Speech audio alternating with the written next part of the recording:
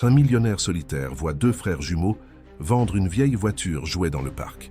Ils disent avoir besoin d'argent pour acheter des médicaments à leur mère malade. Touchés par leur histoire, ils décident de les suivre et découvrent une réalité qu'ils n'auraient jamais imaginée. Ce qu'il fait ensuite laisse tout le monde sous le choc et change la vie de cette famille pour toujours. Si cette histoire vous a intéressé, n'oubliez pas de vous abonner à notre chaîne et de nous dire depuis quelle ville vous nous regardez. On continue l'aventure. Laurent Mercier contemplait Paris depuis la terrasse de son penthouse au dernier étage de la tour Montparnasse. Le soleil couchant embrasait la ville lumière, mais cette beauté ne parvenait plus à l'émouvoir. À 52 ans, ce titan de la finance française dirigeait l'un des plus grands groupes industriels d'Europe avec une précision mathématique et une froideur légendaire. Les magazines économiques le surnommaient le glacier, non seulement pour sa capacité à geler toute émotion lors des négociations les plus tendues, mais aussi pour cette distance qu'il maintenait avec le monde depuis la tragédie qui avait bouleversé sa vie. 10 ans auparavant, un carambolage sur l'autoroute A6 lui avait arraché Juliette, son épouse, et leur fils Mathieu, âgé de 8 ans. Depuis ce jour funeste, Laurent s'était réfugié dans le travail et avait transformé sa vie en une suite de rituels immuables. Son appartement, bien que luxueux, ressemblait davantage à un showroom d'architecte qu'à un lieu habité. Tout y était impeccable, rangé, froid.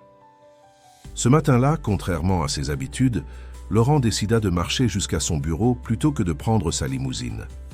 Son médecin lui avait conseillé plus d'exercice physique pour combattre l'hypertension qui commençait à le menacer. En traversant le jardin du Luxembourg, il suivait machinalement l'allée principale, observant sans les voir les joggeurs matinaux et les touristes qui commençaient à envahir le parc. C'est alors qu'une voix enfantine l'interpella. « Monsieur, vous voulez acheter notre voiture ?» Laurent tourna la tête pour découvrir deux garçons identiques, d'environ 10 ans, aux cheveux châtains ébouriffés et aux grands yeux noisettes. Des jumeaux.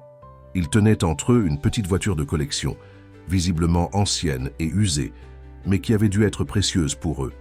C'est une Bugatti Type 57 SC Atlantique de 1936, précisa l'un des garçons avec fierté. Elle est rare, vous savez. Laurent reconnut effectivement le modèle, une réplique miniature d'une voiture dont l'original valait plusieurs millions d'euros. Le jouet, lui, était abîmé, la peinture écaillée par endroits. « Et pourquoi voudriez-vous vendre un objet aussi précieux ?» demanda Laurent, surpris par sa propre curiosité. Les deux garçons échangèrent un regard, et ce fut l'autre qui répondit, d'une voix plus basse. « Maman est malade, très malade. Elle a besoin de médicaments, mais ils sont chers, et l'assurance. » Ne couvre pas tout. Laurent les observa attentivement. Leurs vêtements, bien que propres, étaient visiblement usés. Leurs chaussures montraient des signes d'usure avancés. Ils ne semblaient pas être de ces enfants privilégiés du 6e arrondissement. « Je m'appelle Thomas, » dit le premier garçon. « Et lui, c'est mon frère Hugo. On est jumeaux. »« J'avais remarqué, » répondit Laurent avec un léger sourire, « le premier depuis des semaines. » Une émotion étrange l'envahit soudainement. Ces deux garçons lui rappelaient des Mathieu, non pas physiquement, mais par cette innocence et cette détermination qui brillaient dans leurs yeux. Sans réfléchir davantage, il sortit son portefeuille. « Combien en voulez-vous »« 20 €, répondit Hugo rapidement. « Non, 30, corrigea Thomas. Laurent considéra la petite voiture, puis les garçons. Sans hésitation, il sortit. 2 billets de 100 €. Je vous en donne 200. Cette voiture les vaut bien. Les yeux des jumeaux s'écarquillèrent de surprise. Mais c'est beaucoup trop, monsieur, balbutia Thomas. Pas pour une Bugatti authentique, répondit Laurent. Il prit délicatement la voiture miniature et la plaça dans la poche de sa veste. Où habitez-vous ? Je suppose que vous devriez rentrer rapidement pour acheter ces médicaments. Les garçons hésitèrent un instant, méfiants comme on l'apprend à l'être dans les quartiers difficiles. Mais quelque chose dans le regard de cet homme élégant les rassura. « À la Courneuve, » répondit Hugo. « Mais on connaît le chemin. Ne vous inquiétez pas. » La Courneuve, une banlieue difficile au nord de Paris. Laurent connaissait le quartier pour y avoir financé quelques projets de rénovation urbaine qui n'avaient jamais vraiment abouti. « Je vais vous raccompagner, » décida-t-il. Spontanément. « j'aimerais m'assurer que vous rentrez bien. » Les deux garçons se consultèrent du regard dans cette communication silencieuse propre aux jumeaux, puis acquiescèrent.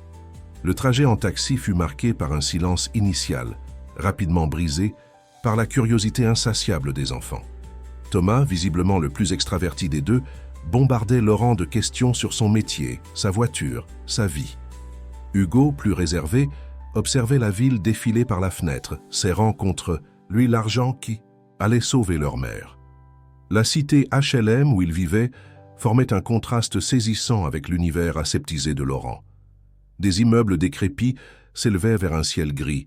Les graffitis ornaient les murs comme un cri de révolte silencieux. Quelques jeunes oisifs observèrent avec méfiance ce taxi de luxe qui s'arrêtait au pied de la tourbée. « C'est ici », annonça Thomas en descendant. « Merci pour la voiture, monsieur. » Laurent hésita un instant, puis sortit également du véhicule. « Je vous accompagne », dit-il simplement. L'appartement des Dupont se trouvait au 8e étage d'un immeuble sans ascenseur. L'odeur de friture et de renfermé imprégnait la cage d'escalier. Laurent, peu habitué à l'effort physique, arriva essoufflé sur le palier où les garçons l'attendèrent déjà. La porte s'ouvrit sur un petit appartement propre, mais vétuste. Dans l'unique chambre, allongée sur un matelas posé à même le sol, une jeune femme d'une trentaine d'années grelottait malgré la chaleur de juin. Son visage pâle et creusé par la fièvre contrastait avec la beauté de ses traits. « Maman, on a vendu la voiture. On a l'argent pour tes médicaments », s'écrièrent les jumeaux en se précipitant vers elle. Élise Dupont ouvrit faiblement les yeux, surprise de voir ses fils accompagnés d'un inconnu en costume 3 pièces qui semblait aussi déplacé dans ce décor qu'un pingouin dans le désert. « Qui êtes-vous » murmura-t-elle d'une voix rauque. Laurent s'avança, soudain conscient de l'incongruité de sa présence. « Laurent Mercier, j'ai acheté la voiture miniature de vos fils. » Élise tenta de se redresser, mais une quinte de tout l'en empêcha. Laurent nota la pâleur de son teint, la sueur qui perlait sur son front, sa respiration difficile. Ce n'était pas une simple grippe. « Depuis combien de temps êtes-vous dans cet état » demanda-t-il. « Trois semaines, répondit-elle faiblement. « Ça va passer. » Laurent s'approcha et, sans demander la permission, posa sa main sur son front. La fièvre était alarmante. « Vous avez vu un médecin ?»« Je ne peux pas. L'arrêt maladie. Mon patron. » Laurent comprit immédiatement. Sans couverture sociale adéquate, sans arrêt maladie officiel, elle risquait de perdre son emploi. Une situation classique dans les quartiers défavorisés. Sans hésitation, il sortit son téléphone et composa un numéro. « Philippe, c'est Laurent. J'ai besoin que tu prépares une chambre à la clinique des Ormes. Immédiatement. J'arrive. » Avec une patiente. Il rangea son téléphone et se tourna vers Élise, qui le regardait avec incompréhension. « Madame Dupont, vous avez besoin de soins urgents. Je vous emmène dans une clinique privée où un ami dirige le service de pneumologie. Mais je ne peux pas payer. Et mes fils. L'argent n'est pas un problème, » coupa Laurent. « Quant à vos fils, ils peuvent rester chez moi le temps de votre hospitalisation.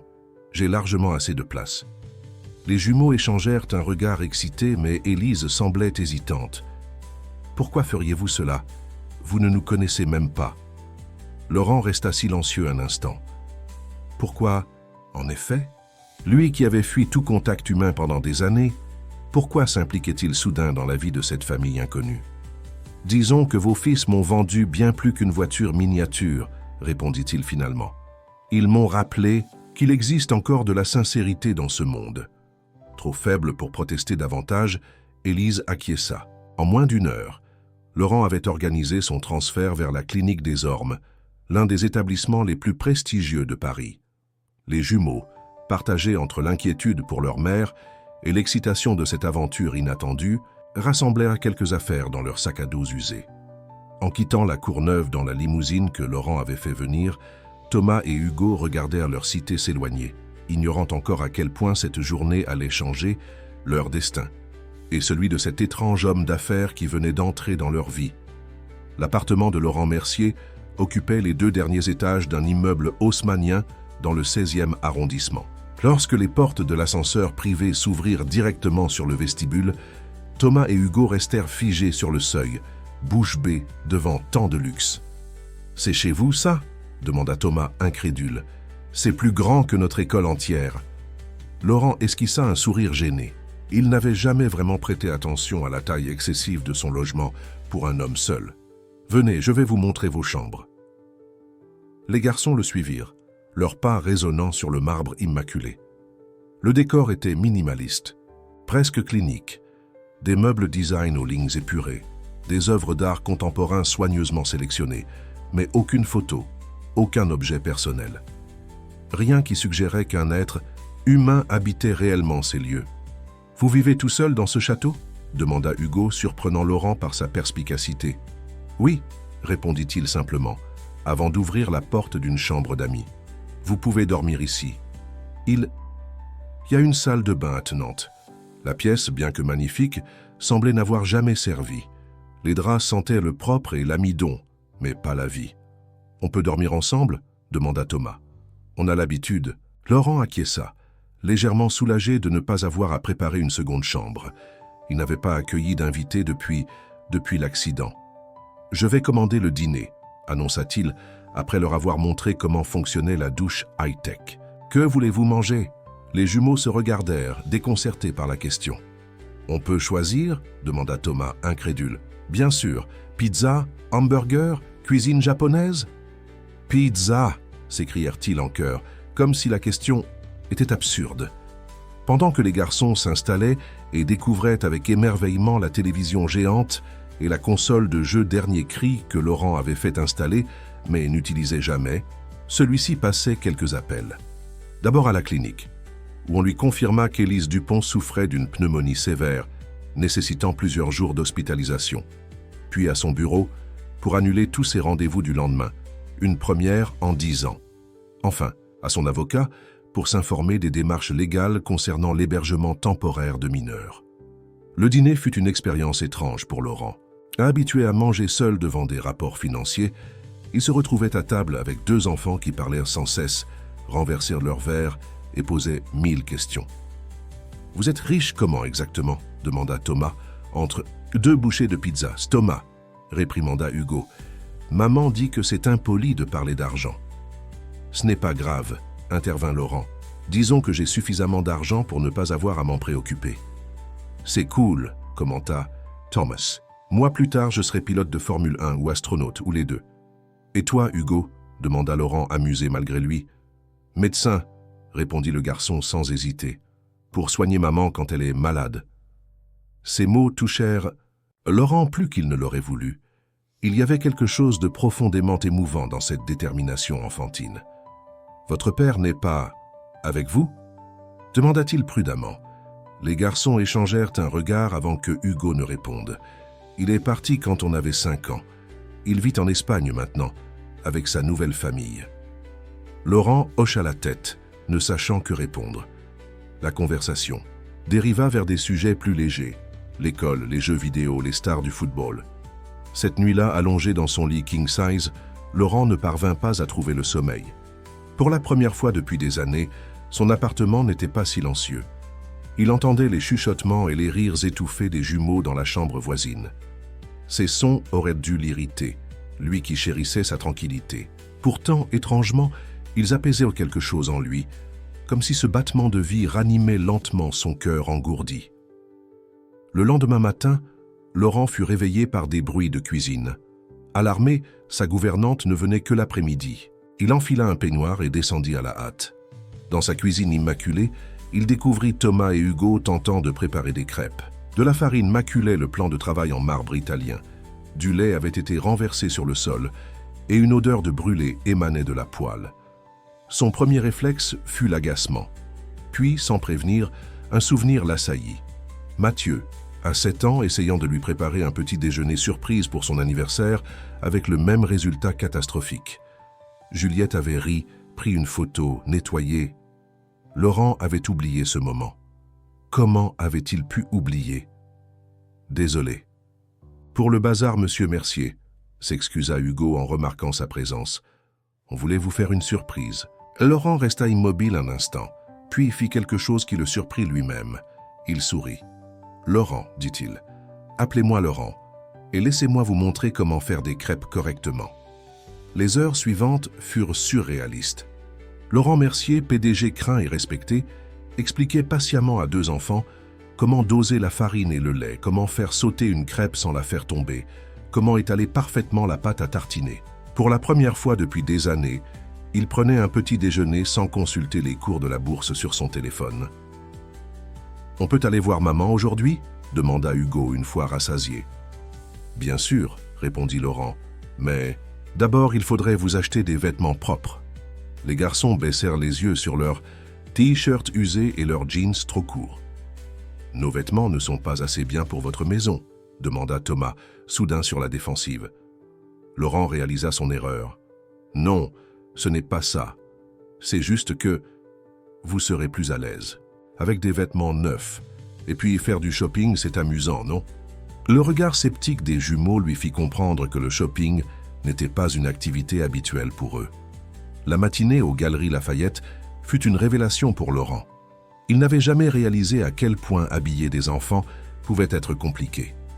Thomas voulait exclusivement des vêtements de sport aux couleurs vives, tandis que Hugo préférait des tenues plus classiques. Ils passèrent des heures à essayer, comparer, débattre, sous le regard à la fois amusé et légèrement condescendant des vendeurs habitués à une clientèle plus fortunée. Laurent surprit plusieurs fois ces regards et ressentit une indignation nouvelle. Ces enfants valaient mieux que ce que leur origine sociale suggérait aux yeux des autres.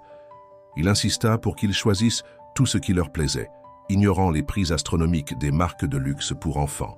« Maintenant, allons voir. Votre mère » annonça-t-il une fois les sacs rangés dans la limousine.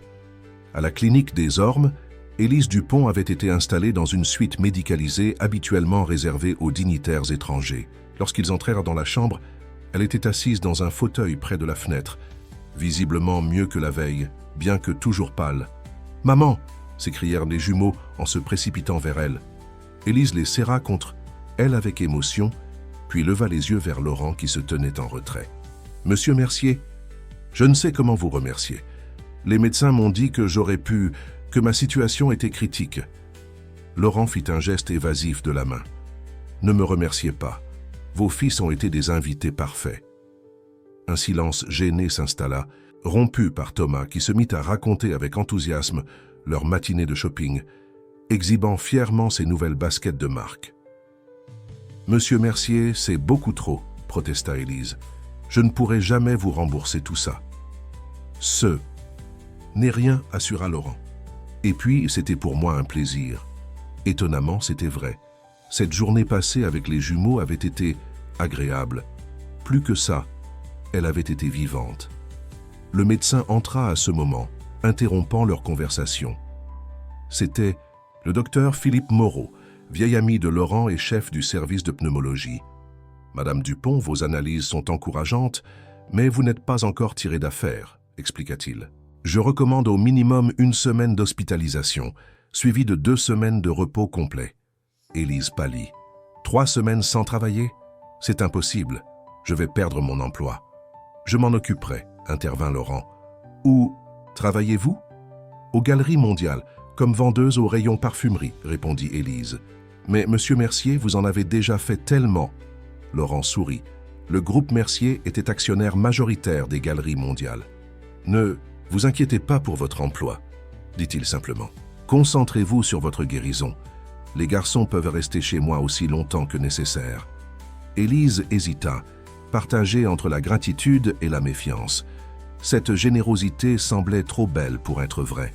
« Pourquoi faites-vous tout cela ?» demanda-t-elle finalement, fixant Laurent droit dans les yeux. La question le prit au dépourvu. Pourquoi, en effet? Il aurait pu se contenter de payer l'hospitalisation et s'en tenir là. Pourquoi s'encombrer de 2 enfants turbulents? Pourquoi s'impliquer dans la vie de cette famille? Commença-t-il, cherchant ses mots. Disons que j'avais besoin de changement dans ma vie. Ce n'était pas toute la vérité, mais c'était une partie qu'il commençait seulement à comprendre lui-même. En quittant la clinique, les jumeaux étaient plus silencieux, préoccupés par l'état de leur mère, malgré les assurances du médecin. « Et si on allait au cinéma ?» proposa spontanément, Laurent surpris par sa propre suggestion. Les visages des enfants s'illuminèrent instantanément. « Vrai de vrai ?» s'exclama Thomas. On n'est jamais allé dans un vrai cinéma. Jamais, s'étonna Laurent. Hugo haussa les épaules. C'est trop cher. On regarde des films sur l'ordinateur de la bibliothèque municipale parfois.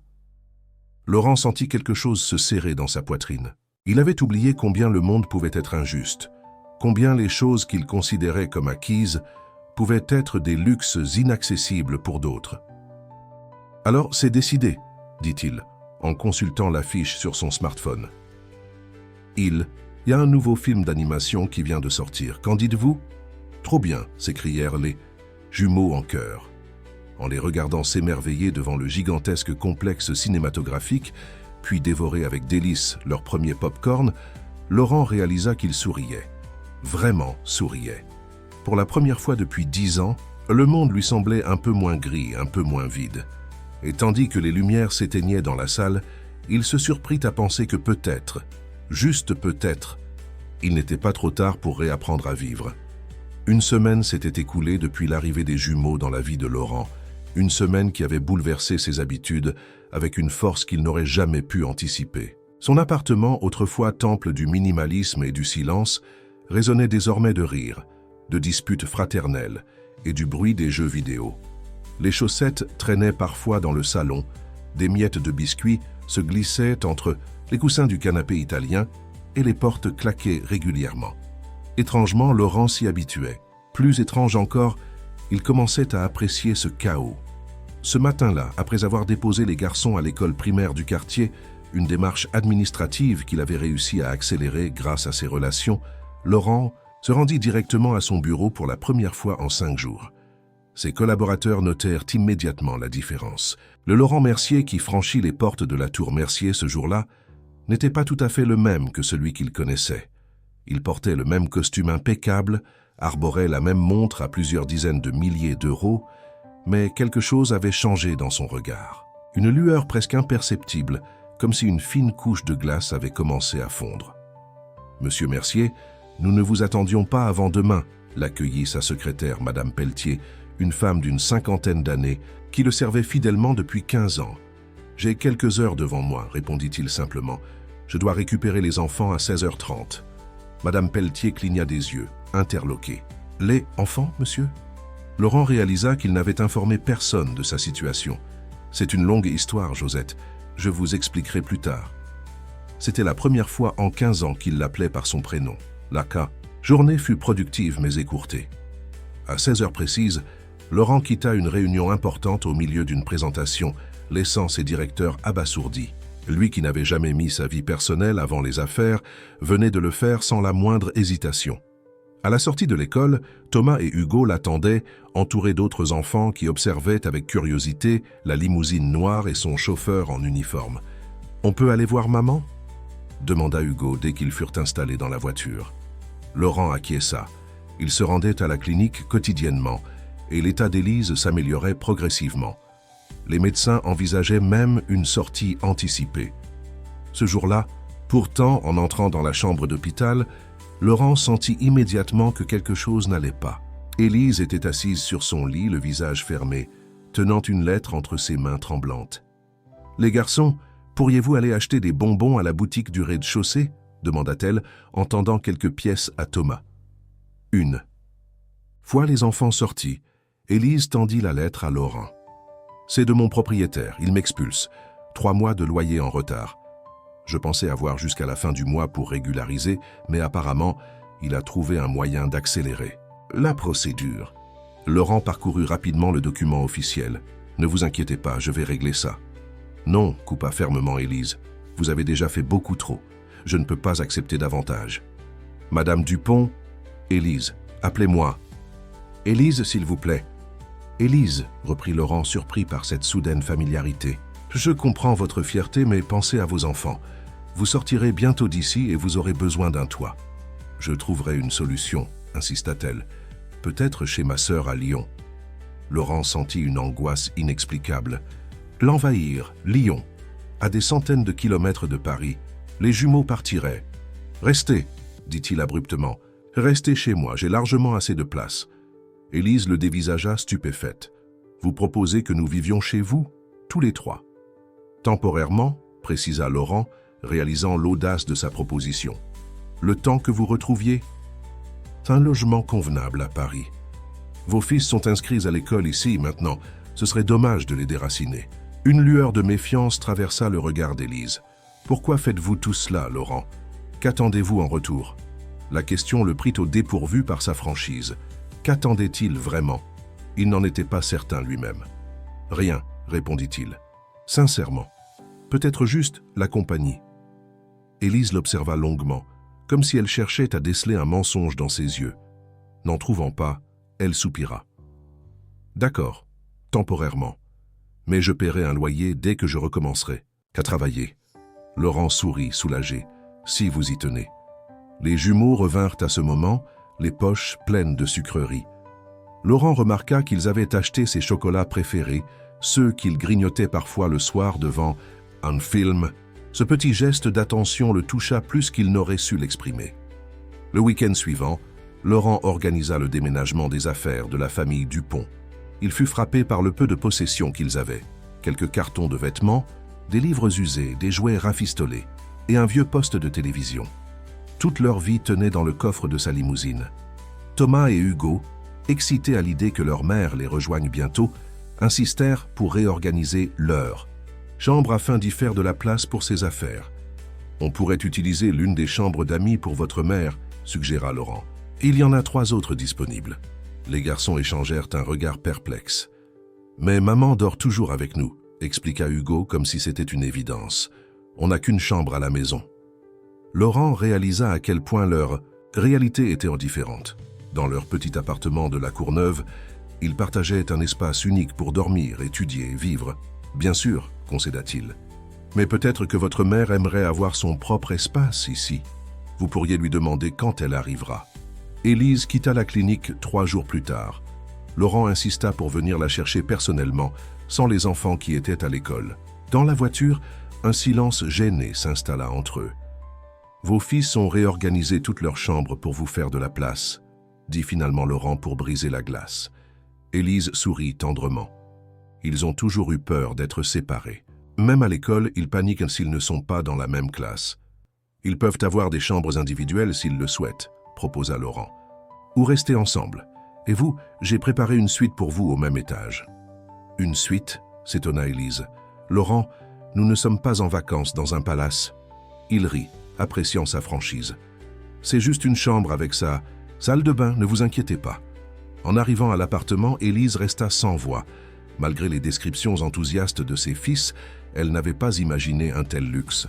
« C'est impressionnant », murmura-t-elle. « Venez, je vais vous montrer votre chambre. » La pièce qu'il avait choisie pour elle était la plus lumineuse de l'appartement, avec une vue imprenable sur la tour Eiffel. Il avait demandé à sa gouvernante d'y disposer des fleurs fraîches et avait lui-même sélectionné quelques livres qu'il pensait qu'elle pourrait apprécier d'après les titres qu'il avait aperçus dans son ancien appartement. « C'est beaucoup trop beau », souffla Élise, touchée par ses attentions. « Reposez-vous », suggéra Laurent. « Les garçons seront ravis de vous voir quand ils rentreront de l'école. » Il s'apprêtait à sortir quand Élise l'appela. « Laurent, merci. Pas seulement pour tout. Ceci, mais pour avoir pris soin de mes fils. » Ils n'ont pas arrêté de parler. « De vous au téléphone. Thomas dit que vous êtes le monsieur le plus cool du monde parce que vous l'avez laissé gagner à la console. » Laurent sourit, embarrassé. « Je ne l'ai pas laissé gagner. Il est réellement doué. » Élise rit et ce son cristallin résonna dans la pièce, lui donnant soudain vie.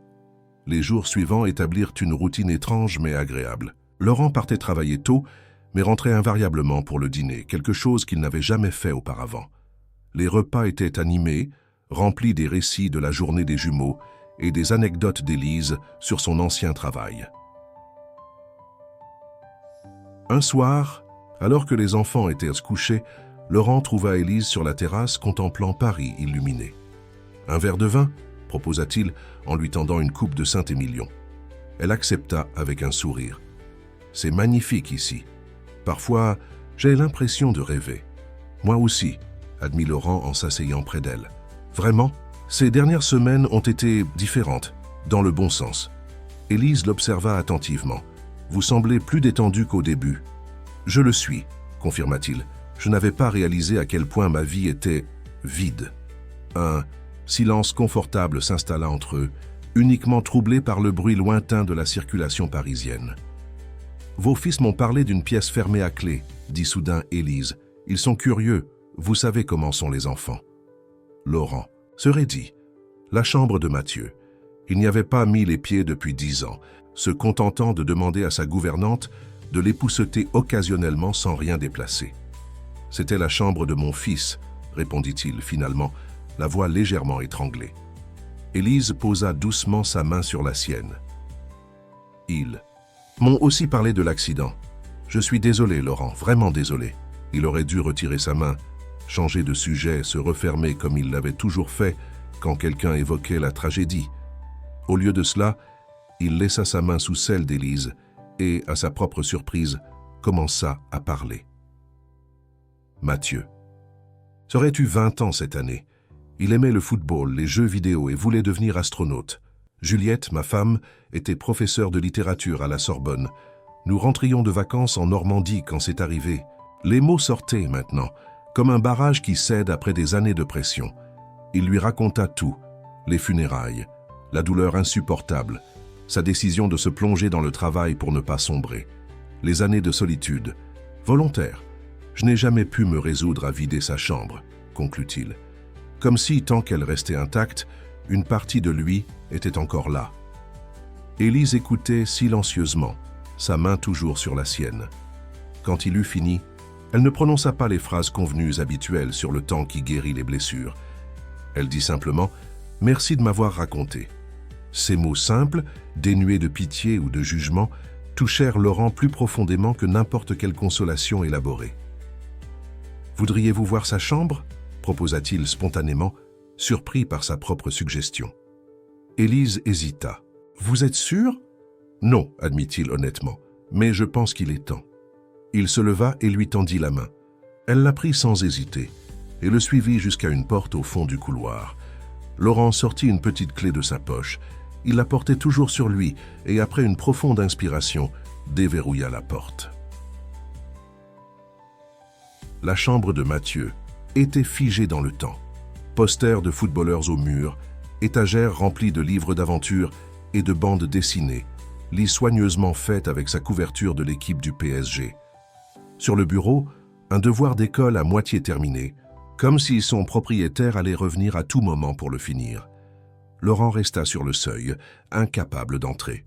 Élise respecta sa réticence et n'avança pas non plus. « Il avait l'air d'être un garçon merveilleux, dit-elle doucement. »« Il l'était, » murmura Laurent, la gorge serrée. Une larme qu'il avait retenue pendant 10 ans coula lentement sur sa joue, puis une autre. Bientôt, sans qu'il puisse les contrôler, les sanglots le secouèrent. Élise l'entoura de ses bras, le serrant contre elle alors qu'il pleurait enfin son fils, sa femme et la vie qu'il avait perdue. Cette nuit-là, quelque chose se brisa en Laurent Mercier. Mais dans cette rupture, il y avait aussi une libération. Comme si, en ouvrant enfin la porte qu'il avait maintenue fermée pendant tant d'années, il avait aussi ouvert la voie à sa propre guérison. Lorsqu'il se réveilla le lendemain matin, allongé sur son canapé, où il s'était assoupi après cette émotion intense, Laurent trouva une couverture posée sur lui et une tasse de café encore chaude sur la table basse.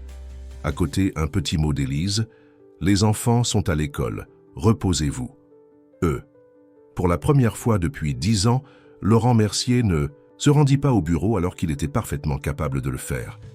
Il passa la journée à contempler sa vie, ses choix et à réfléchir à ce qu'il voulait vraiment pour son avenir. Quand Thomas et Hugo rentrèrent de l'école ce jour-là, ils trouvèrent Laurent en train de déplacer des cartons hors de la chambre de Mathieu. « Qu'est-ce que vous faites ?» demanda curieusement Thomas. Laurent s'arrêta, regardant les deux garçons qui lui avaient, sans le savoir, donné le courage de faire ce qu'il n'avait jamais pu faire seul. « Je fais de la place, » répondit-il simplement. « Pour la vie. » 1 mois. S'était écoulé depuis qu'Élise et ses fils avaient emménagé chez Laurent. 1 mois durant lequel l'appartement austère s'était transformé en un véritable foyer. Des dessins d'enfants ornaient désormais le réfrigérateur autrefois immaculé, des livres traînaient sur les tables basses et le son du piano récemment accordé, sur lequel Élise s'était révélée être une musicienne douée, résonnait, souvent en fin de journée. Laurent avait changé ses habitudes de travail, déléguant davantage et rentrant plus tôt. Ses collaborateurs, d'abord décontenancés par cette métamorphose, s'y étaient progressivement habitués, certains allant jusqu'à apprécier ce nouveau patron plus accessible, qui souriait parfois et s'enquérait occasionnellement de leur famille. Ce matin-là, Laurent préparait le petit déjeuner, une tâche qu'il avait prise à cœur depuis l'incident des crêpes quand son téléphone sonna. C'était la directrice de l'école des jumeaux. « Monsieur Mercier, je suis navré de vous déranger, mais nous avons un petit problème avec Thomas et Hugo. Serait-il possible que vous passiez à l'école rapidement ?» Laurent fronça les sourcils. « Que s'est-il passé ?»« Je préférerais en discuter en personne. Rien de grave, rassurez-vous. » Il jeta un coup d'œil à Élise qui dormait encore, épuisée par sa première semaine de reprise au travail.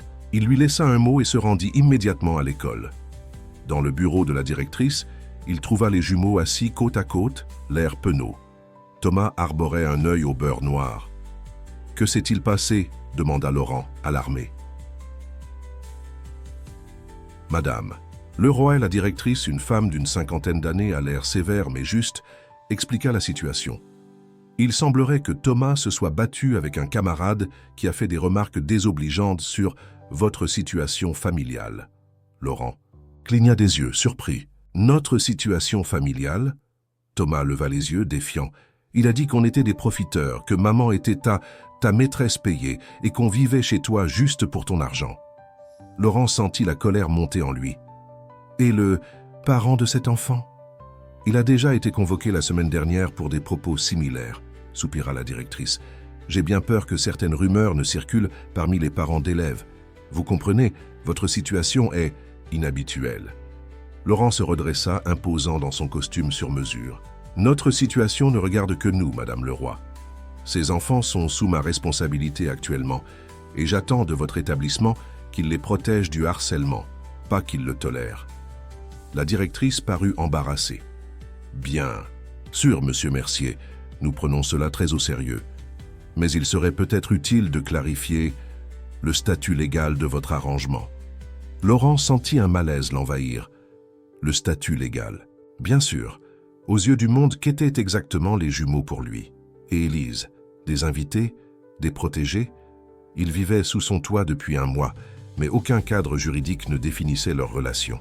« Je vais m'en occuper, » dit-il fermement. « En attendant, j'espère que les mesures appropriées seront prises concernant le comportement de cet autre enfant. » Sur le chemin du retour, dans la voiture, les jumeaux restaient silencieux. Laurent les observa dans le rétroviseur, notant la moue boudeuse de Thomas et l'air préoccupé de Hugo. « Vous savez, dit-il finalement, ce garçon avait tort. Votre mère travaille dur, et vous n'êtes pas des profiteurs. Alors pourquoi ? » « Tout le monde parle de nous ?» demanda Hugo, la voix tremblante. Laurent soupira. Comment expliquer à des enfants de 10 ans les jugements mesquins des adultes? Parfois, les gens ne comprennent pas les situations qui sortent de l'ordinaire. Ils préfèrent inventer des histoires méchantes plutôt que d'accepter que des personnes puissent simplement s'entraider. « On devrait partir, » marmonna Thomas. « Maman dit qu'on a déjà abusé de ton hospitalité. » Cette phrase frappa Laurent comme un coup au cœur. « Elle a dit ça ?» Thomas haussa les épaules. « Je l'ai entendue au téléphone avec tante Sophie. Elle a dit qu'elle cherchait un appartement, mais que c'était difficile avec les prix à Paris. » Laurent resta silencieux le reste du trajet, perdu dans ses pensées. L'idée qu'Élise et les jumeaux partent lui était insupportable. Ces semaines passées ensemble avaient réveillé en lui des sentiments qu'il croyait morts à jamais. La joie simple d'un repas partagé, la fierté devant les progrès scolaires des garçons, le plaisir d'une conversation avec Élise tard, le soir quand les enfants dormaient. De retour à l'appartement, il trouva Élise dans la cuisine, préparant du thé. « La directrice a appelé », dit-elle immédiatement. « Thomas va bien ?»« Un œil au beurre noir, mais son honneur est sauf, » répondit Laurent avec un demi-sourire. « Il défendait votre honneur, apparemment. » Élise soupira, se laissant tomber sur une chaise. « Je craignais que cela n'arrive. Les rumeurs vont bon. »« Train, n'est-ce pas ?» Laurent s'assit face à elle. « Thomas m'a dit que vous cherchiez un appartement. » Élise rougit légèrement. « J'aurais dû vous en parler directement. »« Oui, je cherche. Nous ne pouvons pas rester indéfiniment. Cette situation est trop ambiguë. Et si elle ne l'était plus? Demanda Laurent, surpris par sa propre audace.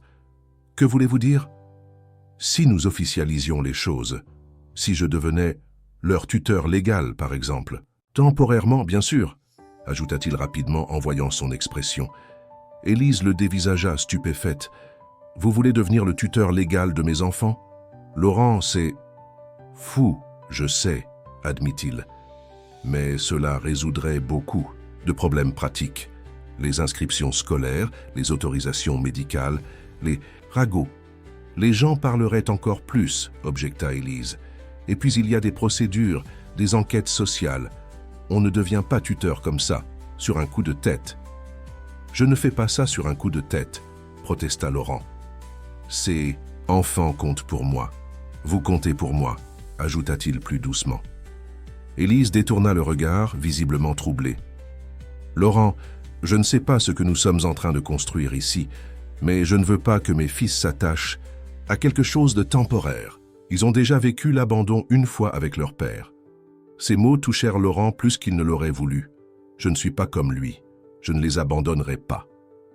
Vous ne pouvez pas en être sûr, murmura Élise. Personne ne peut. La conversation fut interrompue par la sonnette de l'entrée. Laurent, irrité par cette intrusion, alla ouvrir la porte, s'attendant à voir le concierge ou un livreur. À la place, il se retrouva face à une femme d'une quarantaine d'années, élégamment vêtue, portant une mallette et arborant une expression professionnelle. « Monsieur Mercier, je suis Madame Claudette Rousseau, assistante sociale à la direction de la protection de l'enfance. Puis-je entrer ?» Laurent sentit son sang se glacer. Il s'écarta mécaniquement pour la laisser passer, jetant un regard inquiet vers la cuisine, où Élise était restée. « Que puis-je faire pour vous ?» demanda-t-il, s'efforçant de garder un ton neutre. « Nous avons reçu un signalement concernant 2 mineurs, Thomas et Hugo Dupont, qui résideraient chez vous sans cadre légal établi. Je suis ici pour évaluer la situation. » Laurent se raidit. Un signalement. Qui aurait pu... La directrice de l'école? Un voisin? Peu importait. Le résultat était là. La bureaucratie française venait de s'inviter dans leur fragile équilibre. Élise apparut à ce moment alertée par les voix. Quand Laurent lui présenta la visiteuse, son visage pâlit. « Mes fils ne sont pas là », dit-elle immédiatement, sur la défensive. « Ils sont à l'école. »« Je sais, Madame Dupont, » répondit calmement Madame Rousseau.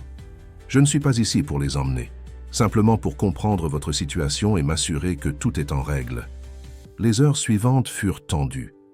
L'assistante sociale inspecta l'appartement, posa des questions précises sur les arrangements de sommeil, les repas, la scolarité, les soins médicaux. Elle examina la chambre que les jumeaux partageaient, désormais remplie de leurs affaires, de posters et de jouets. « Vous comprenez ?» expliqua-t-elle finalement alors qu'ils étaient tous assis dans le salon. « Que, sans cadre légal, cette situation est problématique. Monsieur Mercier n'a aucun lien de parenté avec vos enfants, Madame Dupont, et n'est pas leur tuteur désigné. En cas d'urgence médicale, par exemple, il n'aurait aucun droit de prendre des décisions pour eux. Je suis leur mère, protesta Élise. Je prends les décisions. Bien sûr, concéda l'assistante sociale, mais vous travaillez maintenant. Qui s'occupe d'eux après l'école? Qui les aide pour leurs devoirs? Qui les emmène chez le médecin si nécessaire? Laurent et Élise échangèrent un regard. C'était lui qui faisait tout cela désormais. De plus, poursuivit Madame Rousseau, vous vivez ici sans bail, sans garantie. Qu'arriverait-il si Monsieur Mercier changeait d'avis? Où iriez-vous? Je ne changerai pas d'avis, intervint fermement Laurent. L'assistante sociale lui adressa un regard compatissant mais ferme. Les intentions sont une chose, Monsieur Mercier. Les garanties légales en sont une autre. J'ai vu trop de situations similaires mal tournées pour ne pas m'inquiéter. Elle referma son dossier d'un geste décisif. Voici ce que je vous propose. Vous avez 2 options. Soit Madame Dupont et ses enfants trouvent rapidement un logement indépendant et adéquat, soit nous formalisons cette situation par une tutelle partagée ou une autre forme d'arrangement légal. Je vous laisse un délai d'1 mois. Et si nous ne faisons ni l'un ni l'autre? Demanda Élise, la voix tremblante. Le regard de Madame Rousseau s'adoucit.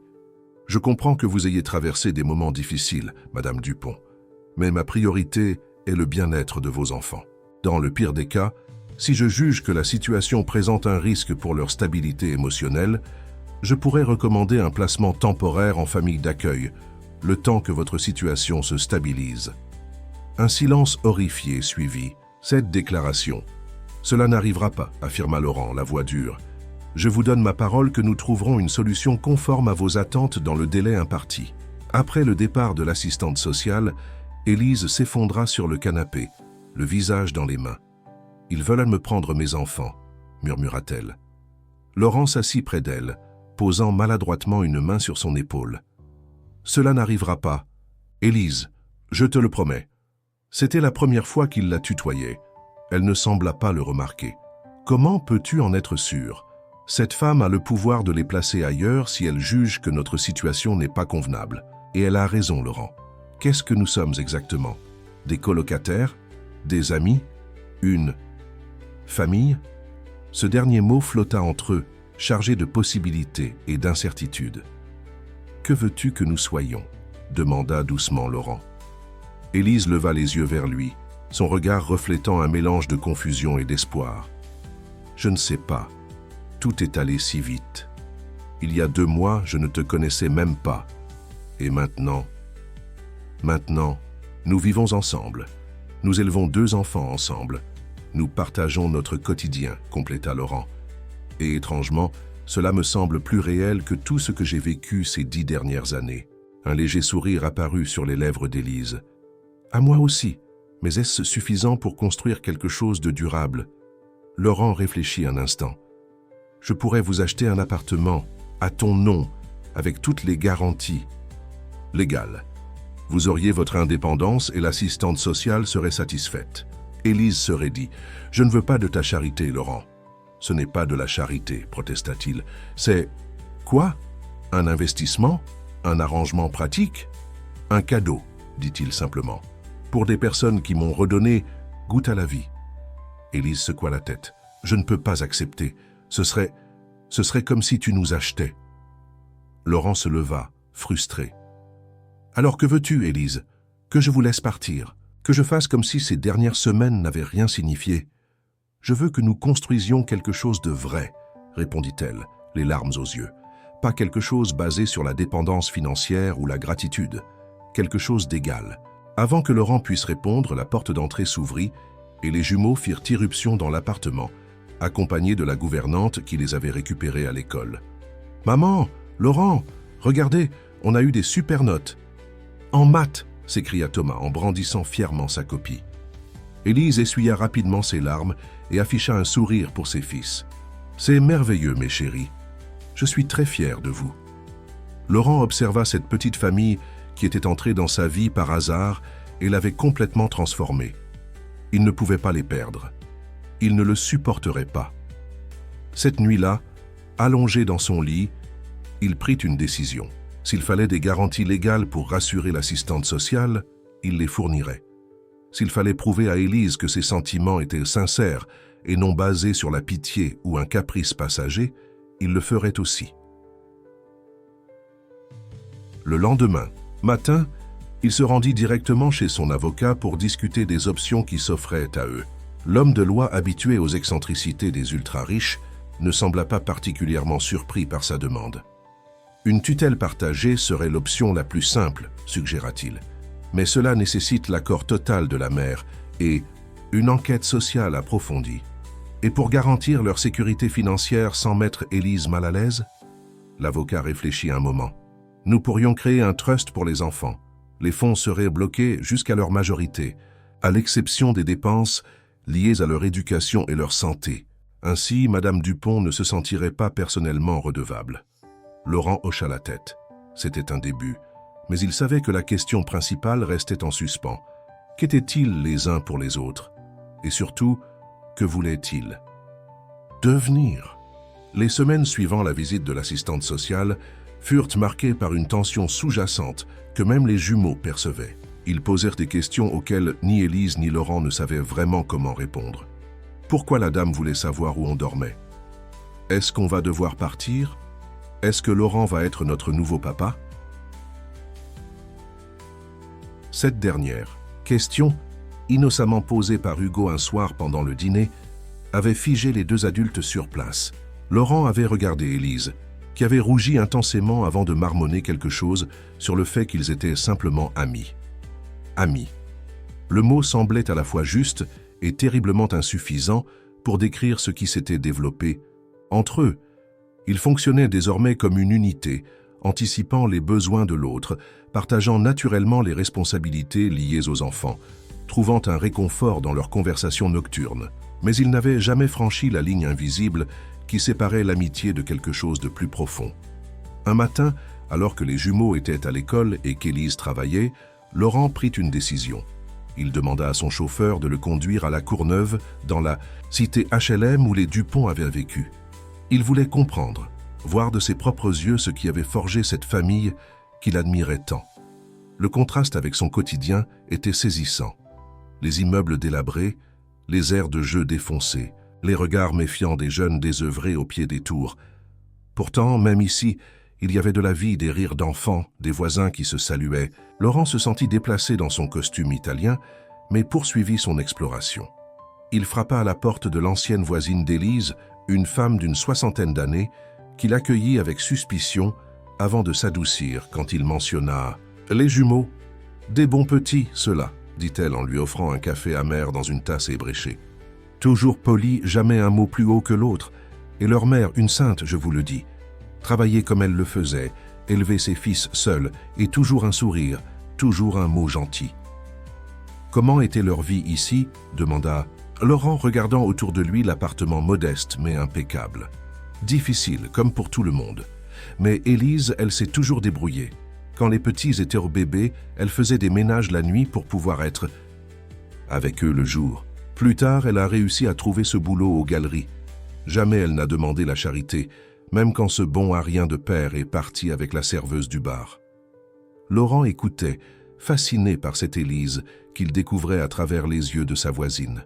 Une femme forte, fière, résiliente, tellement différente des femmes de son milieu, obsédée par les apparences et le statut social. « Vous savez, » poursuivit la vieille dame en le regardant par-dessus ses lunettes, « j'étais inquiète quand j'ai appris qu'il vivait chez un Richard. Je me disais, encore un qui profite. Mais les petits m'ont appelé l'autre jour, et ils avaient l'air heureux. Ils m'ont dit que vous leur lisiez des histoires le soir. C'est vrai, ça ?» Laurent. Sourit, tous les soirs. Ils adorent Jules Verne en ce moment. La vieille dame hocha la tête, apparemment satisfaite. Alors peut-être que vous êtes différents. Mais je vous préviens, si vous leur faites du mal... Je donnerai ma vie pour eux, l'interrompit Laurent, avec une intensité qui le surprit lui-même. Il quitta la Courneuve avec une compréhension nouvelle d'Élise et de ses fils. Leur résilience, leur joie de vivre malgré les difficultés, leur capacité à voir la beauté dans les petites choses. Tout cela prenait un sens différent maintenant qu'il avait vu d'où il venait. Sur le chemin du retour, il fit un détour par le cimetière du Père Lachaise. Il n'y était pas allé depuis l'enterrement 10 ans plus tôt. La tombe de Juliette et Mathieu était simple, élégante à leur image. Laurent s'agenouilla, déposa les fleurs qu'il avait achetées, qu'en chemin, et resta un moment silencieux. « Je pense que vous les auriez aimés, » dit-il finalement à voix basse. « Élise est forte et douce, comme toi, Juliette. Et les jumeaux, ils me rappellent tellement Mathieu parfois. Leur curiosité, leur enthousiasme. » Il s'interrompit, la gorge serrée. « Je ne vous oublierai jamais. Vous serez toujours dans mon cœur. Mais je crois que j'ai le droit d'être heureux à nouveau. J'espère que vous comprenez. » En rentrant à l'appartement ce soir-là, Laurent trouva Élise en pleine conversation téléphonique, l'air agité. Quand elle raccrocha, son visage était pâle. « Tout va bien ?» demanda-t-il inquiet. « C'était ma sœur à Lyon, » répondit-elle lentement. « Elle vient de se séparer de son mari et veut retourner dans notre village natal près de Bordeaux. Elle m'a proposé de la suivre, de recommencer là-bas. Il y a une maison de famille que notre mère nous a laissée, petite mais suffisante, pour nous. » Laurent sentit son cœur s'arrêter. « Tu envisages d'accepter ?» Élise hésita. « Je ne sais pas. D'un côté, ce serait une solution à tous nos problèmes, un logement stable pour les enfants, loin des rumeurs parisiennes. L'assistante sociale serait satisfaite. Et de l'autre côté ?» demanda Laurent, redoutant la réponse. Élise leva les yeux vers lui, et il y vit une vulnérabilité qu'elle cachait habituellement. De l'autre côté, il y a toi, Laurent, ce que nous avons construit ici, ce que nous sommes en train de devenir. Le silence qui suivit était chargé d'émotions non dites, d'espoir inavoué, de peur partagée. « Ne pars pas », dit finalement Laurent, sa voix à peine plus qu'un murmure. « S'il te plaît. »« Donne-moi une raison de rester, » répondit Élise. « Une vraie raison, pas de la pitié ou un sentiment de responsabilité. » Laurent s'approcha d'elle, prenant ses mains dans les siennes. « Parce que je t'aime, toi et les garçons. Vous êtes devenus ma famille, celle que je ne pensais jamais retrouver. Quand tu n'es pas là, cet appartement redevient ce qu'il a toujours été, une coquille vide, froide et sans âme. Avec vous, s'il est devenu un foyer. » Des larmes brillaient dans les yeux d'Élise. « J'ai peur, Laurent. Peur que ce soit trop beau pour être vrai. Peur que tu te lasses de nous. Peur de dépendre de toi. »« Je comprends, » dit-il doucement. « Et je ne te demande pas de me faire confiance aveuglément. Je te demande juste de nous laisser une chance, de me laisser te prouver que mes sentiments sont sincères. » Élise semblait sur le point de répondre quand la porte d'entrée s'ouvrit, les jumeaux rentrant de leur activité sportive avec la gouvernante. Le moment d'intimité était passé, mais quelque chose avait changé entre eux. Une vérité avait été dite, qui ne pouvait plus être ignorée. Cette nuit-là, après avoir couché les enfants, Laurent trouva Élise sur la terrasse, contemplant la ville illuminée. Il lui tendit un verre de vin qu'elle accepta avec un sourire. « J'ai réfléchi à ce que tu m'as dit, » commença-t-elle, « et j'ai une proposition à te faire. » Laurent l'encouragea d'un regard. « Je vais rester à Paris, mais dans mon propre appartement. Un endroit modeste que je pourrais payer avec mon salaire. Les garçons resteront avec moi, bien sûr, mais... » Elle hésita. « Mais je voudrais que tu continues à faire partie de nos vies, que nous puissions voir où cela nous mène, sans la pression de vivre ensemble. » Laurent sentit un mélange de déception et d'espoir. Ce n'était pas ce qu'il souhaitait, mais c'était un compromis, une chance. « Je comprends, » dit-il finalement, « et je respecte ta décision. Je t'aiderai à trouver un endroit convenable. »« Je ne veux pas de ton aide financière, » précisa-t-elle, fermement. « Élise, » soupira Laurent, « il y a une différence entre la charité et le soutien d'un partenaire. Dans n'importe quelle relation, les gens s'entraident selon leurs moyens. » Elle semblait sur le point de protester, mais il poursuivit. « Si tu insistes pour être totalement indépendante financièrement, je le respecterai. Mais laisse-moi au moins utiliser mes contacts pour t'aider à trouver un logement correct à un prix raisonnable. Paris est une jungle immobilière, surtout sans garantie. » Après un long moment, Élise acquiesça. « D'accord, mais je paierai le loyer moi-même, intégralement. » Les jours suivants furent consacrés à cette recherche. Laurent mobilisa ses contacts dans l'immobilier, mais veilla à ne présenter à Élise que des appartements correspondant réellement à ses moyens. Elle finit par jeter son dévolu sur un 3 pièces dans le 15e arrondissement, modeste mais lumineux, avec une petite chambre pour chaque garçon, un luxe qu'il n'avait jamais connu. Le jour où elle signa le bail, Laurent l'invita à dîner pour célébrer. Ils laissèrent les jumeaux avec la gouvernante, qui s'était attachée à eux, et se rendirent dans un petit restaurant discret du Marais, loin des établissements huppés que Laurent fréquentait habituellement. Le dîner fut agréable, détendu. Ils parlèrent de tout et de rien, évitant soigneusement le sujet de leur séparation imminente. Ce ne fut qu'au dessert qu'Élise aborda finalement la question qui flottait entre eux. « Comment allons-nous procéder pour l'assistante sociale ? Le délai qu'elle nous a fixé expire dans 2 semaines. » Laurent avait anticipé cette question. « J'ai discuté avec mon avocat. Il suggère que nous formalisions une forme de coparentalité. Cela me donnerait des droits limités concernant les décisions importantes pour les garçons, tout en te laissant l'autorité parentale, pleine et entière. » Élise le considéra pensivement. « Tu es vraiment prêt à t'engager légalement envers eux ? » « Absolument, » répondit-il sans hésitation. « Ces enfants comptent pour moi, Élise. Je veux faire partie de leur vie, les voir grandir, les soutenir. Que nous soyons ensemble ou non, » ajouta-t-il doucement. Élise baissa les yeux vers son assiette. « Tu sais, quand nous nous sommes rencontrés, j'étais désespéré, malade, sans argent, risquant de perdre mon logement. Tu as été comme un miracle. J'ai eu peur, j'ai toujours peur, que mes sentiments pour toi soient teintés de gratitude, de dépendance. » « Et maintenant ?» demanda Laurent, le cœur battant. « Maintenant, J'ai un emploi stable, un appartement, ma santé. Je n'ai plus besoin d'être sauvée. Et pourtant, Élise leva les yeux vers lui et il y vit une résolution nouvelle.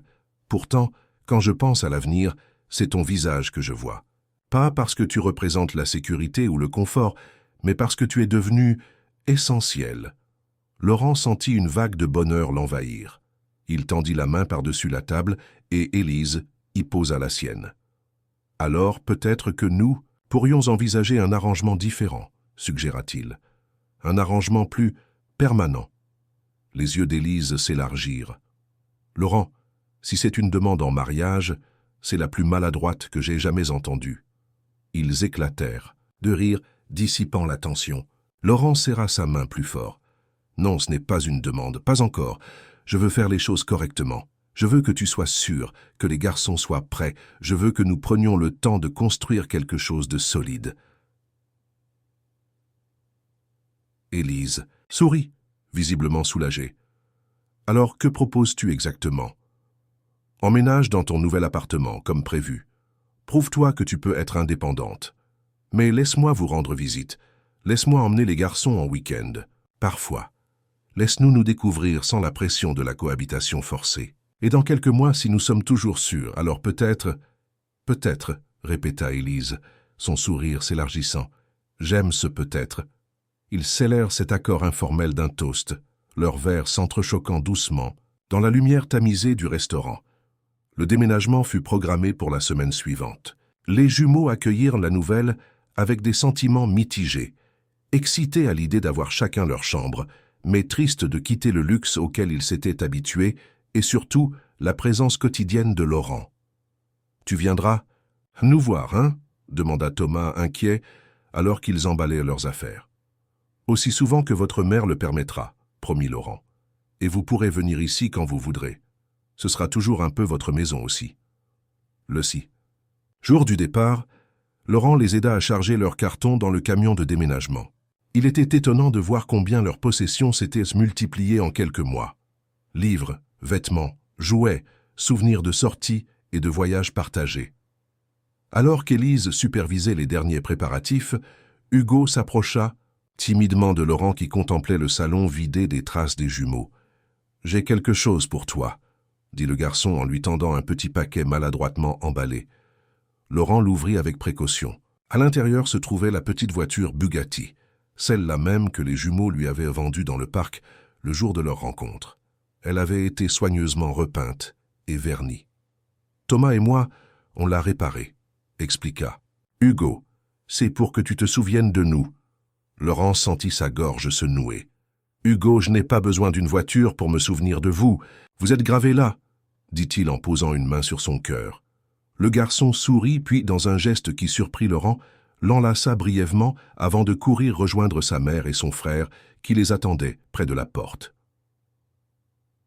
Regardant cette petite famille qui avait bouleversé sa vie, Laurent sut avec une certitude absolue que ce n'était pas un adieu mais le début d'un nouveau chapitre. Un chapitre qu'ils écriraient ensemble, à leur rythme, avec patience et amour. « À demain » dit-il simplement alors qu'ils franchissèrent la porte. « À demain » répondit Élise, avec un sourire qui contenait toutes les promesses du monde. Un an s'était écoulé depuis cette journée dans le jardin du Luxembourg, où deux garçons avaient abordé un homme en costume pour lui vendre une voiture miniature. Un an de transformation, de défis, de découvertes, et surtout d'amour grandissant. L'appartement d'Élise dans le 15e arrondissement était devenu un véritable foyer.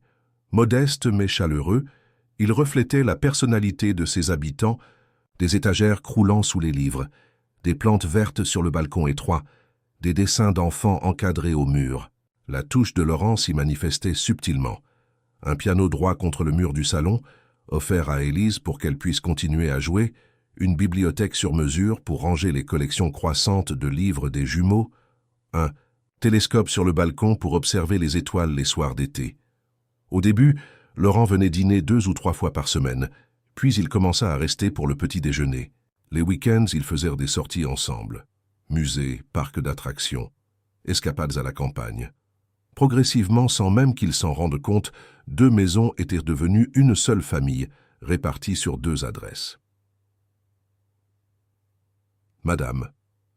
Rousseau, l'assistante sociale, avait été satisfaite par la solution de coparentalité qu'ils avaient de mise en place. Après quelques visites de contrôle, elle avait conclu que les enfants étaient épanouis et bien encadrés. Son dernier rapport mentionnait même une configuration familiale atypique mais fonctionnelle, offrant aux enfants un cadre affectif stable et enrichissant. Ce matin de juin, exactement 1 an après leur rencontre, Laurent s'était réveillé, tôt nerveux comme un adolescent. Il avait préparé cette journée depuis des semaines, veillant aux moindres détails. Tout devait être parfait. Il commença par appeler les jumeaux, maintenant âgés de 11 ans. « Vous êtes prêts ?» demanda-t-il, dès que Thomas décrocha. « Oui », s'exclama le garçon avec enthousiasme. « On a tout préparé, comme tu as dit. Maman ne se doute de rien. »« Parfait, je passe vous chercher dans 1 heure. N'oubliez pas vos affaires pour le week-end. » Élise pensait simplement partir en famille pour 2 jours à Giverny, voir les jardins qui avaient inspiré Monet. C'était un voyage qu'elle souhaitait faire depuis longtemps, passionnée de peinture impressionniste. Ce qu'elle ignorait, c'était que Laurent avait prévu bien plus qu'une simple visite touristique. Quand il arriva à l'appartement, les jumeaux l'attendaient, sur le palier, sac à dos bouclé et sourire complice aux lèvres. Élise apparut, à son tour, radieuse dans une simple robe d'été fleurie qui la rendait plus belle que toutes les femmes en haute couture que Laurent avait pu fréquenter autrefois. « Bonjour », dit-elle en l'embrassant légèrement. « Les garçons sont surexcités depuis l'aube. »« C'est normal, » répondit Laurent en lui rendant son baiser. « Giverny est magnifique en cette saison. » Le trajet en voiture fut animé par les plaisanteries des jumeaux et les anecdotes d'Élise sur les impressionnistes qu'elle admirait tant. Laurent conduisait lui-même. Il avait renoncé à son chauffeur pour l'occasion, voulant que ce moment n'appartienne qu'à eux. Giverny les accueillit sous un soleil radieux. Les jardins de Monet étaient en pleine floraison, offrant un spectacle féerique de couleurs et de parfums. Ils passèrent la matinée à déambuler parmi les allées fleuries, s'extasiant devant le fameux pont japonais et les nymphéas qui avaient inspiré tant de chefs-d'œuvre. « C'est encore plus beau que dans mes rêves », murmura Élise, émerveillée, alors qu'il contemplait le reflet des saules pleureurs dans l'étang. Laurent l'observait du coin de l'œil, savourant son bonheur simple et sincère, cette femme qui s'émerveillait devant des fleurs, avec la même intensité qu'elle défendait ses enfants ou jouait du piano, avait réveillé en lui des émotions qu'il croyait perdues à jamais. Après le déjeuner dans une auberge pittoresque du village, Laurent consulta sa montre. « J'ai une surprise », annonça-t-il. « Nous ne dormirons pas à l'hôtel que j'avais réservé initialement. » Élise haussa un sourcil interrogateur. « Ah non ?»« Non, j'ai trouvé un endroit plus approprié pour cette journée spéciale. » Il les conduisit à travers la campagne normande, prenant des petites routes bordées de champs et de pommiers en fleurs. Après une 20aine de minutes, il s'engagea dans une allée privée bordée de platanes centenaires. Au bout du chemin se dressait une maison de maître du XIXe siècle, nichée au cœur d'un parc verdoyant. « Où sommes-nous » demanda Élise, intriguée. Laurent gara la voiture devant la demeure et se tourna vers elle, soudain sérieux. « Cette maison appartenait à mes grands-parents. J'y ai passé tous les étés de mon enfance. Quand ils sont décédés, je l'ai hérité, mais je n'y suis jamais revenu. Trop de souvenirs, peut-être, ou pas assez de courage pour les affronter. » Élise posa doucement sa main sur la sienne. « Et maintenant ? Maintenant, j'aimerais créer de nouveaux souvenirs, avec vous 3. » Les jumeaux, inhabituellement silencieux, observèrent l'échange avec des yeux brillants d'excitation. Ils étaient dans la confidence depuis des semaines, gardant le secret, avec une discipline remarquable pour des enfants de leur âge. La maison était spacieuse et lumineuse, meublée avec goût dans un style à la fois élégant et confortable. Des bouquets de fleurs fraîches ornaient chaque pièce et un feu crépitait doucement dans la cheminée du salon, malgré la douceur de juin. « C'est magnifique », souffla Élise, en tournant sur elle-même dans le grand salon aux poutres apparentes. « On dirait que quelqu'un vient juste de la préparer pour nous. »« C'est le cas », confirma Laurent. « J'ai demandé au gardien de tout arranger pour notre arrivée. » Thomas et Hugo avaient déjà disparu, explorant la maison avec des exclamations ravies. On les entendait courir à l'étage, ouvrant des portes, découvrant chaque recoin. « Laurent, » dit Élise en s'approchant de lui, « pourquoi tout ceci ? Ce n'est pas simplement pour l'anniversaire de notre rencontre, n'est-ce pas ?» Il prit ses mains dans les siennes, soudain nerveux malgré toute sa préparation. Non, ce n'est pas juste pour ça. Élise, cette année a été la plus belle de ma vie depuis très longtemps. Tu m'as montré qu'il était possible d'aimer à nouveau, de construire quelque chose de beau même après avoir tout perdu. Les yeux d'Élise s'emplirent d'émotion, comme si elle commençait à comprendre où il voulait en venir. « Les garçons !» appela Laurent. « Vous pouvez descendre, s'il vous plaît. » Thomas et Hugo réapparurent, tenant chacun une petite boîte dans leurs mains. Ils s'approchèrent solennellement et les tendirent à leur mère. « Qu'est-ce que c'est ?» demanda Élise, troublée. « Ouvre !» encouragea Thomas. Dans la première boîte se trouvait une clé ancienne, ornée d'un ruban bleu.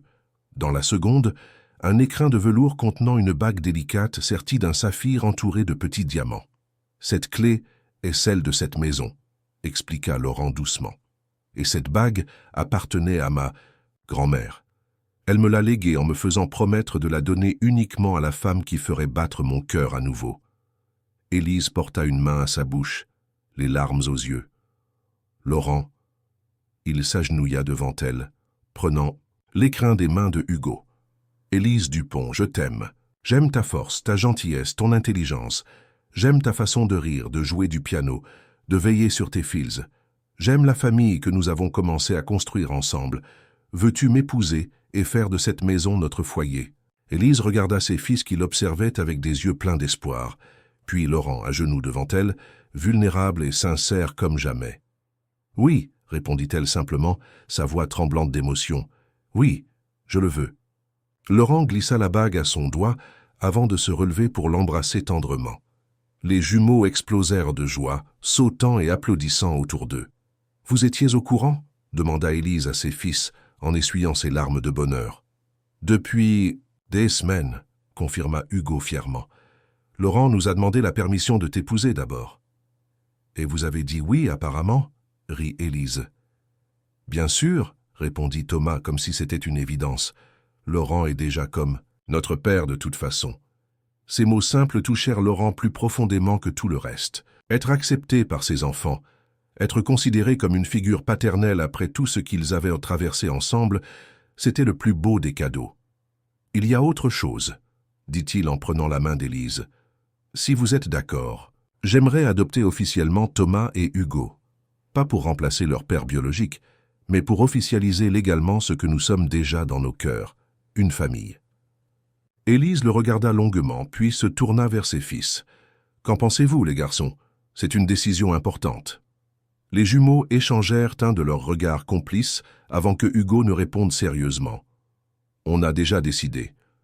On veut que Laurent soit notre père, pour de vrai. »« Pour de vrai, » répéta Thomas en hochant vigoureusement la tête. Élise se tourna vers Laurent, les yeux brillants. « Alors nous sommes tous d'accord.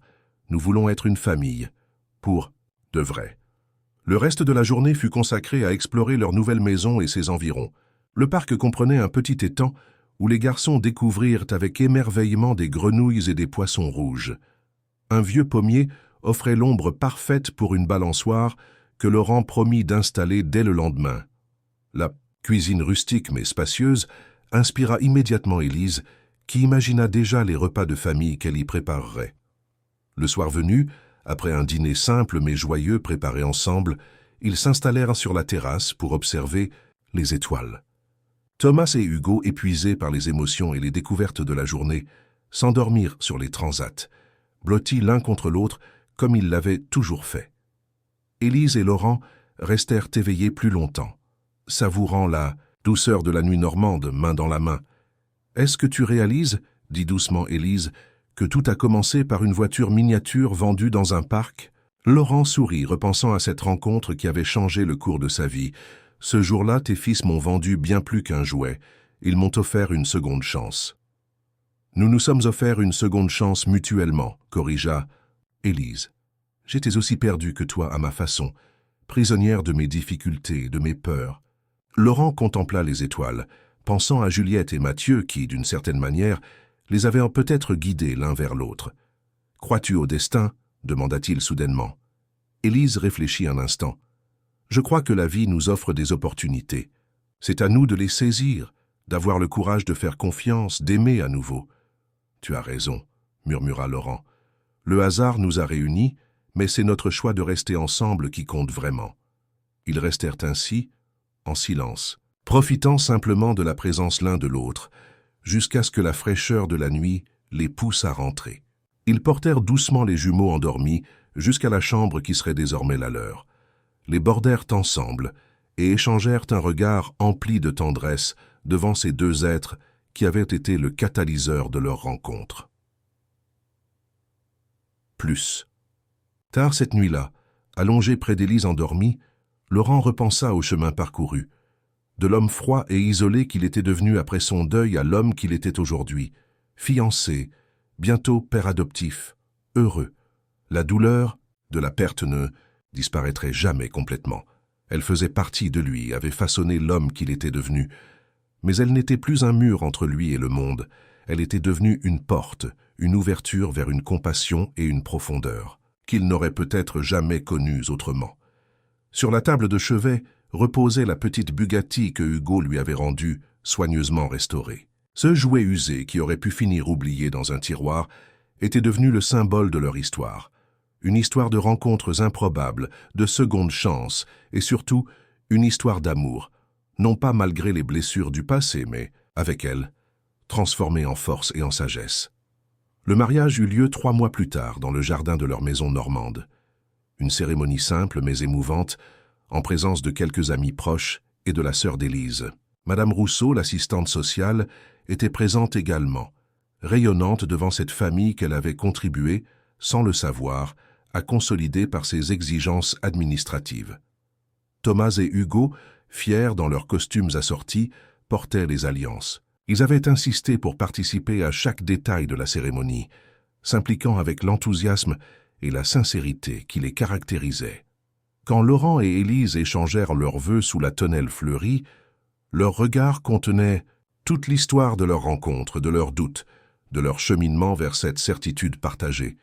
Ils étaient exactement là où ils devaient être, ensemble. La procédure d'adoption fut finalisée quelques mois plus tard. Le jour où le jugement fut prononcé, les jumeaux, désormais légalement Mercier-Dupont, offrirent à Laurent un cadeau qu'ils avaient préparé en secret. Un album photo retraçant leur année ensemble, depuis ce jour dans le parc jusqu'au mariage. Sur la dernière page, ils avaient écrit de leurs écritures encore maladroites. À notre père, pas par le sang, mais par le cœur. Laurent Mercier, qui avait autrefois bâti sa réputation sur sa froideur et son détachement, ne put retenir ses larmes en recevant ce cadeau. Ces larmes, loin d'être un signe de faiblesse, étaient la preuve de sa transformation, de son humanité retrouvée. L'ancien appartement parisien fut vendu, Laurent n'ayant plus besoin de cette forteresse de solitude. Le produit de la vente fut placé dans un fonds pour les études futures des jumeaux. L'appartement d'Élise dans le 15e fut conservé, servant de pied-à-terre lors de leur fréquent séjour dans la capitale. Laurent continua à diriger son empire financier, mais avec une approche différente. Il créa une fondation pour soutenir les familles monoparentales en difficulté. Inspiré par le parcours d'Élise, il réduisit ses heures de travail, comprenant enfin que la vraie richesse ne se mesurait pas en chiffres sur un compte en banque, mais en moments partagés avec ceux qu'on aime. Élise, encouragée par Laurent, reprit des études de musicologie qu'elle avait abandonnées à la naissance des jumeaux. Son talent pour le piano, longtemps mis en veilleuse par les nécessités de la vie, s'épanouit à nouveau. Elle donnait maintenant des cours aux enfants du village voisin, trouvant dans cet enseignement une nouvelle passion. Quant à Thomas et Hugo, ils grandissaient entourés d'amour et de stabilité, développant chacun leur personnalité unique, tout en maintenant ce lien spécial qui unissait les jumeaux.